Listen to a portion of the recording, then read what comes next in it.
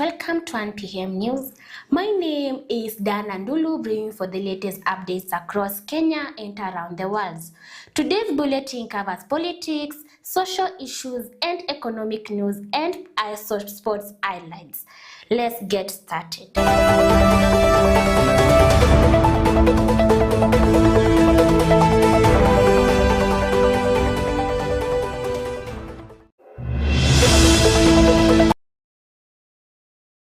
KCA University has launched a new digital platform to help people with mental health issues. The platform connects users to qualified therapists, making it easier to get support for the conditions like stress and depression. The university says the service will improve access to mental health and care and encourage more people to seek help. Thank you for having us, and we're really excited that we've signed a partnership, an MOU with KCA today. For us, it's a big milestone in collaborating with academic institutions for research and implementation. So the iMental app for us is part of, it really aligns with what we think in terms of innovation and solutions, digital solutions that can be able to reach young people, which is also in line with LVCT's own strategy, which focuses on innovation for reaching the vulnerable and marginalized, like adolescents and young people. And so for me, I'm excited to see it. It becomes another tool that we can be able to provide to the young people that we reach across the country. I see this app going way beyond KCA to actually reach a lot of young people who don't have access. They don't know where to get information. They don't know how to contact service providers. We want to have impact in our societies. And this is one app, this is one solution that has great potential for societal impact in this republic and beyond. And we celebrate the young people who are the main victims of mental health today for coming up with solutions of a problem which they are living. We are not just launching an app. We look forward to commercializing this product and plowing back to the investment that we have already put into the development of the app. And therefore, it is central to the commercialization agenda of this university. We're not just launching an app, it's an app that will not only solve the immediate problem, but also will be scaled up for commercial gains, both the developers.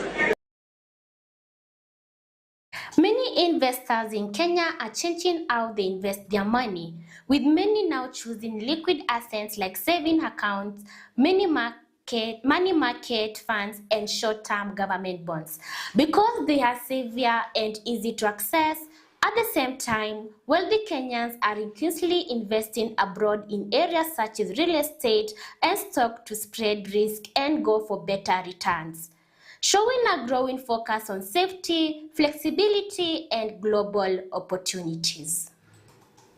Clear CAGR, that is cumulative growth of about 20% for the last 5-7 years. Okay, last year it grew by 19%. The asset and management grew by 30%. In pockets of areas like foreign currency investments, we saw that the growth was steeper. Foreign currency offshore at 70%, foreign currency bonds at 32%. All those numbers are big numbers, right? Actually, and predominantly after COVID, realized that investment in real estate, land, in itself has constraint because you cannot be able to get the liquidity, the money when you actually need it. And then also, information has become quite democratic, so our investors are able to search and see what their counterparts across the globe are doing, and that's why they're actually starting to demand investment in not only more liquid. Britam Holdings has reported strong profit growth in 2025, with its profit rising to 7.9 billion shillings. The company's insurance revenue also increased by 11% to the shillings of 41.7 billion shillings, showing a steady business growth. However, higher claims, especially in medical and motor insurance, affected its overall margins. Due to these rising costs, the company had decided not to declare a dividend for the year. We have seen the impact of macros and the world activities suppressing the performance of especially insurance businesses. We are happy with the results, because we are among the very few that have grown. However, the performance was weighed down by a decline in the net insurance service result, which fell to 3.5 billion shillings. This was tension. We are not sad about that, because that's why insurance is there. Those businesses that may have experienced loss from some of the rioting activities, they are our customers, and we are proud to pay their claims. The areas we continue to work on is our dependence on Kenya, because it still contributed about 75% of our results. We are looking to a future where our regional businesses contribute up to about 40% of our results. Britam will yet again not be issued. We have seen that accumulated loss reduce. However, it is not reducing at the pace we would want, and this is why we have put in an application to use some of our very significant share premium, which is upwards of 13 billion, to offset some of this accumulated loss. About 2 million bags of subsidized fertilizer have arrived at the port of Mombasa. The fertilizer shipment was imported from Morocco to support farming in the country. The government says the fertilizer will be distributed to farmers through the National Cereals and the Produce Board. Farmers will be able to buy the fertilizer at a good price for shillings 2,500 per bag.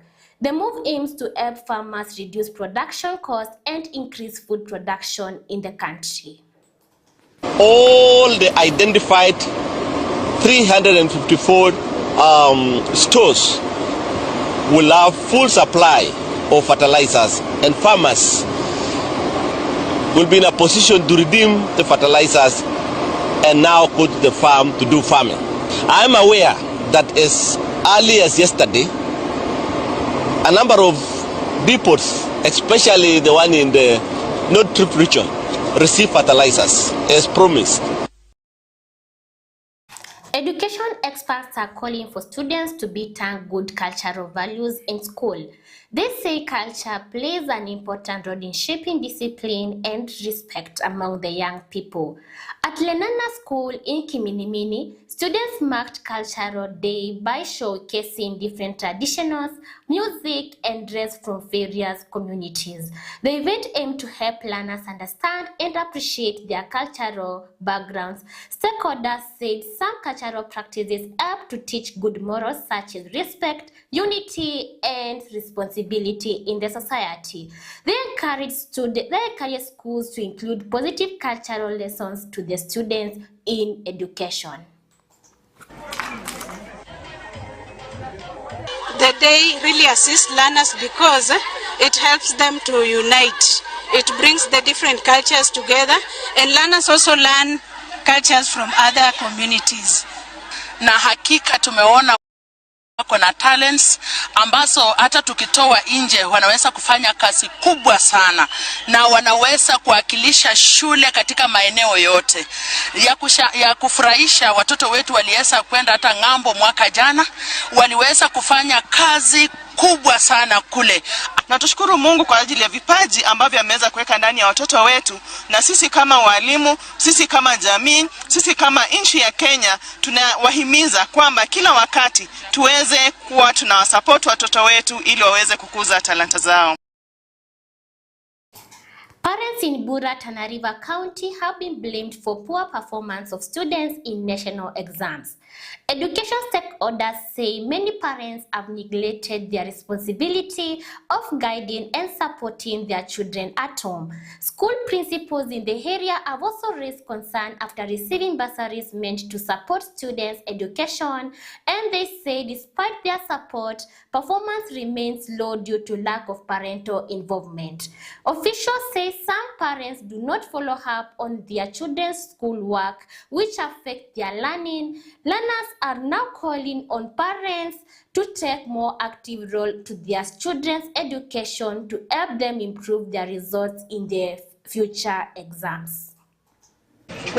Wewe mzazi wa Tana North umejikalia pale nyuma, unahepa, uleti fees, unaita mkutano ukuji, and at the end of the day unatarajia mtoto wako apite na hata huna habari ya mtoto wako. Mzazi anafaa kuwa ameandamana na huyo mtoto kuanzia kidato cha kwanza hadi kidato cha 4.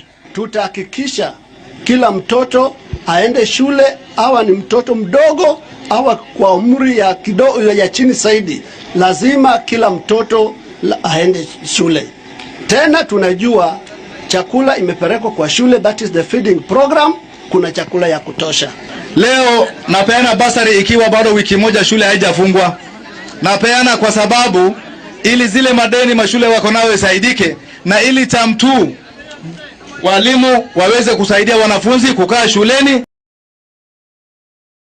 Kirinyaga Governor Anne Waiguru has launched a bursary fund worth 142 million shillings to support students in county. The fund is expected to help many learners from needy families continue with their education. At the same time, low-income families in Kirinyaga have received gas cookers and part of the program to improve their living standards. The initiative aims to promote clean energy and reduce the use of firewood and charcoal. Leaders say those projects will support education and improve their welfare to the residents in the county. Leta meko 3,000 na tutaki mtu akuwe na haraka ama watu wakuwe wanabishana, na tulikuwa tumesema hatutakuja mpaka siku ile stato, na kufika ati kuna wengine hawajapata. Mimi bado niko na mwaka na nusu, najua nitaenda upande mwingine. Hawa ambao hawatapata, kila nyumba mtu akiingia jikoni anaona meko ya nani? Ya Waiguru. Na basari pesa za huku Ngariama tumezitoa. Katika kaunti ya Kirinyaga tumetoa 142 million, na pesa za Ngariama umesikia ya kwamba day secondary. Some communities that moved to Kenya long ago have not been given citizenships. Groups like Wamakonde, Wapare, and Warundi are among of those without Kenya's nationality. Activists say people without citizenship miss out important services like education, healthcare, and government support. They are calling on the government to give those communities proper documentation so they can access basic services that live with dignity. Tunapata nafasi ambayo wanaweza kusajiliwa hata baadaye, kwa sababu wana vizazi ambavyo vimekuwa baadaye 1963. Kwa hiyo lazima watambulike kwa ile mizizi ambayo wako nao ya familia zao na jamii zao, ndio iweze kusaidiwa na pia waweze kupata uraia kama wale wengine wa Kenya, kwa sababu kuna uzito sana katika maisha yao ya hapa Kenya. Maana kila kitu ni kitambulisho sahihi, na kama hana kitambulisho maanisha services zingine zote yeye hawezi kupata. Huko kwale tuko na jamii kadhaa ambazo mpaka sasa bado hazijapata uraia wao na zimekaa hapa kwa muda. So katika vile vipengele ambavyo vimo katika hii bill, si tumepitia na tumeviona ni vizuri na vinakidhia mwananchi. Pia kuna matibabu hii pande za SHA, lazima ukuwe una kitambulisho cha Kenya ama birth certificate uweze kuregister SHA. So katika huu mswada naona itasaidia watu wengi, hasa community wale wa chini waweze kuwa wanapata hizo nani za serikali. The Youth Public Service Academy held an award ceremony to recognize outstanding students, and the event celebrated achievements and encourage young people to excel in their studies and leadership. Secretary Omolo warned students not to use drugs and engage in bad behavior. He urged them to focus on their education and personal development to build their future and make it bright. As I have said, please stay away from drugs and harmful online content, and choose your friends wisely. Your success lies in being safe, but also making responsible decisions. The students, I want you to think very, very carefully. While you are in school, think about your parents. who are majority are police officers, that when they are working in Mandera, working in Chepchoina, Homa Bay, parts of, name it, Wajir, please think about them. And when you think about them, put a lot of effort in what you're doing. That opportunity comes only, it doesn't strike twice, Indio. And to the class that is outgoing, to all of us, take the opportunity when it comes. Don't wait to strike the iron when it is hot. Strike the iron to make it hot. And I have no doubt you will be great men out there. A health officer has started a campaign to remove soda and nappy waste in Kilifi. The officer Anungo is urging the public to dispose of garbage properly. He warns that soda and nappies do not decompose and are causing garbage problem in the area. Jamii zetu, yani jamii kwa ujumla, wanatumia hizi nepi kutoka kwa kampuni tofauti tofauti kwa matumizi ya watoto wao. Lakini sasa shida huwa inakuwa pale pa kuzitupa baada ya kuzitumia, kwa sababu hatujapata kielelezo ama njia mufti ya kuzitumia. Afisa huyo hata hivyo amesema alianzisha mpango wa kuokota taka hizo mwenyewe kama njia ya kupunguza uchafuzi wa mazingira kaunti hiyo unaochangia magonjwa yanayoweza kuepukika. Hii initiative nilifanya initiative ya challenge ya 72 hours zenye siku lala, na niliweza kuokota tani mbili 2.2 tons za diapers zenye zilikuwa na almost tani moja ya kinyesi. Hii kinyesi inasababisha maradhi kama cholera, kuharisha, typhoid, halafu na kuchafua mazingira yetu, maji, ocean zetu zote zinachafuka. Na pia ikichomwa ile gesi yenye inatoka inaenda kwa mazingira, na huko juu inakosi ile global warming, tunakuwa na ule ujoto inakuwa mwingi. Tumeziokota clean, tukakuta sasa hata tena ndio imezidi kuziweka hapo, bado zinaendelea kutupwa. So tukaona hapa ni kama wananchi hawajaelimika kabisa venye tulikuwa tumeelezea. Sasa tukaona kitu kizuri sasa ya kufanya, wacha tutembee nyumba kwa nyumba tukiwapea mifuko, at least waweze kuzikusanya hapo na kuzibeba sasa kuzileta kwa zile dump site. At least kwa sababu wengine labda wanakosa mifuko ama mahali pa kuweka, ndio zikifika 2-3 anaenda anarusha, 2-3 anarusha. Lakini sasa venye tumewapea mifuko, at least itakuwa vizuri, wanakusanya hata kama ni wiki moja, wanazibeba wanazipeleka hapo, at least itapunguza hiyo mambo ya kuzitupa ovyo ovyo.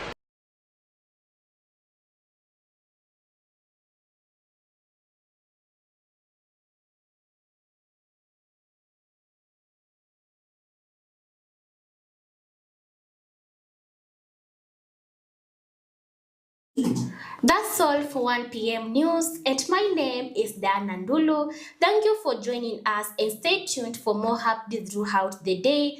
Have a good afternoon.